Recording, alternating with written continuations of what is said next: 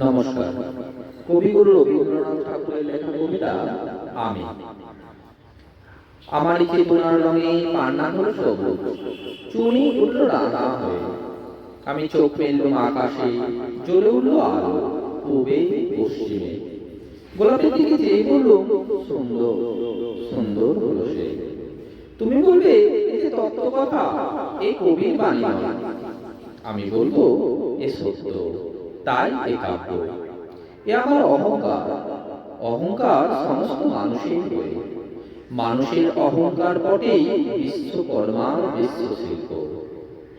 তত্ত্বজ্ঞানী জপ করেছেন নিঃশ্বাসে প্রশ্বাসে, না না না, না পান্না, না চুনি, না আলো, না গোলাপ, না আমি, না তুমি। ওদিকে অসীম যিনি, তিনি স্বয়ং করেছেন সাধনা মানুষের সীমানায়, তাকেই বলে আমি। সেই আমির গহনে আলো আঁধারের ঘটল সঙ্গম, দেখা দিল রূপ, জেগে উঠল রস। না কখন ফুটে উঠে হলো মায়ার মন্ত্রে, রেখায় রঙে সুখে দুঃখে। একে বলো না তত্ত্ব, আমার মন হয়েছে পুলকিত।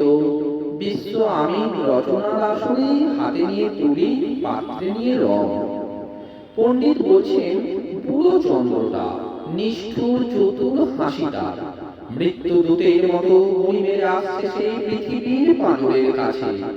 একদিন দেবে চরম টান তার সাগরে পর্বতে মর্তলোকে মহাকালের নতুন খাতায় পাতার নামে একটা শূন্য।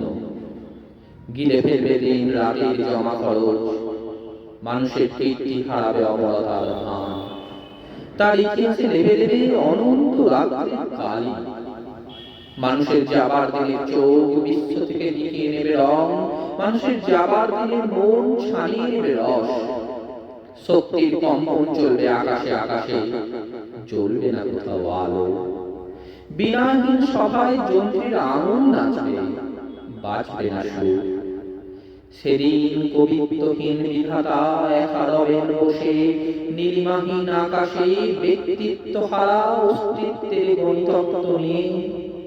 তখন বিরাট বিশ্বভুবনে দূরে দূরান্তে অনন্ত অসংখ্য লোকে লোকান্তরে এ বাণী ধ্বনিত হবে না কোনখানে, তুমি সুন্দর আমি ভালোবাসি।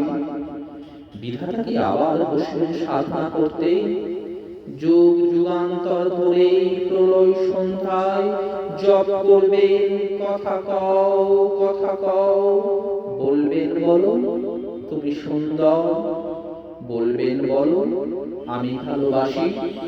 নমস্কার।